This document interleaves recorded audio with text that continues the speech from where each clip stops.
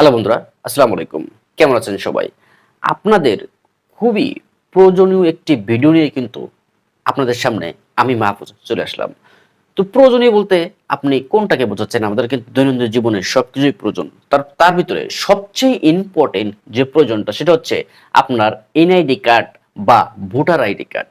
আপনার voter ID কার্ডে অনেক ভুল ভ্রান্তি আছে। আপনি চাচ্ছেন সেটা সংশোধন করতে বা আপনি ঢাকার ভোটার, আপনি আপনার ভোটটাকে ট্রান্সফার করে আপনার গ্রামে নিতে যাচ্ছেন, সেটাও আপনি পারছেন না। বা আপনার জন্ম তারিখে ভুল বা আপনার নামে ভুল বা বিভিন্ন রকম মোট কথা হচ্ছে ভোটার আইডি কার্ডের যে ভুলগুলো আপনার চোখে পড়েছে বা আপনার ভোটার আইডি কার্ডের যে ভুলগুলো আছে, সেগুলো আপনি কিভাবে সমাধান করবেন?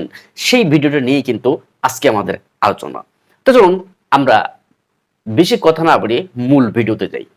তো মূল কাজে যাওয়ার আগে আপনাদের কাছে রিকোয়েস্ট থাকবে, এখনো পর্যন্ত যদি আপনারা আমাদের চ্যানেলটি সাবস্ক্রাইব এবং পেজটি ফলো না করে থাকেন, তাহলে চ্যানেলটি সাবস্ক্রাইব এবং ফেসবুক পেজটি ফলো করে পরবর্তী ভিডিওটি কন্টিনিউ করুন। কারণ এরকম ইনফরমেটিভ ভিডিও কিন্তু রেগুলারলি আমরা আমাদের চ্যানেলে বা পেজে আপলোড দিয়ে থাকি। সুতরাং সাবস্ক্রাইব করে রাখলে কোনো ভিডিও কিন্তু আর মিস হবে না। তো চলুন আমরা মূল প্রসেসিং এ। এত সকল তথ্য আপনার হাতে থাকা যে স্মার্টফোনটি আছে সেই ফোনটির মাধ্যমে কিন্তু আপনি জানতে পারবেন। তো আপনার হাতে যে মোবাইলটা আছে, তো সেই মোবাইলটা দিয়ে আপনি 105 ডায়াল করবেন। আপনার যখন আপনি এই 105 ডায়াল করবেন তখন কিন্তু কোনো রকম ব্যালেন্স কিন্তু আপনার মোবাইল থেকে কাটা হবে না, টাকা কিন্তু আপনার মোবাইলে কাটা হবে না, সম্পূর্ণ ফ্রিতে কিন্তু আপনি কথা বলতে পারবেন। তো 105-এ যখন আপনি ফোন দিবেন, আপনার ফোনটি সরাসরি নিয়ে যাবে নির্বাচন কমিশনার কার্যালয়ে। তো সেখান থেকে একজন ব্যক্তি আপনার ফোনটি রিসিভ করবে।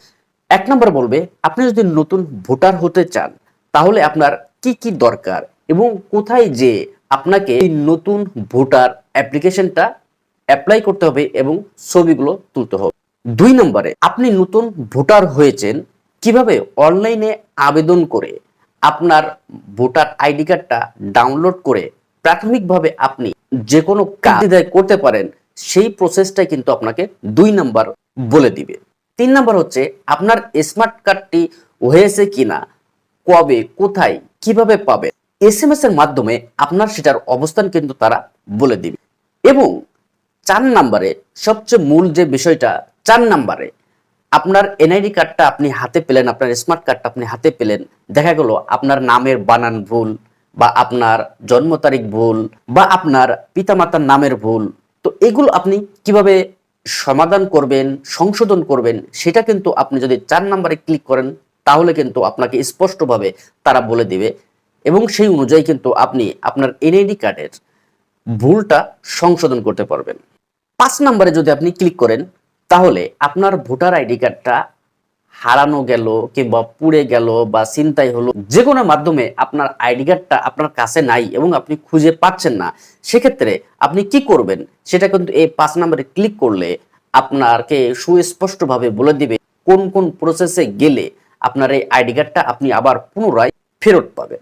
তো 6 নম্বরে ক্লিক করলে কিন্তু আপনি আপনার এলাকাটা পরিবর্তন করতে পারবেন। তো আপনি মনে করেন যে ঢাকার ভোটার, আপনি এখন চাচ্ছেন আপনার এই ভোটটাকে ট্রান্সফার করে আপনার এলাকায় নিতে, সেটা কিন্তু আপনি খুবই সহজে পারবেন।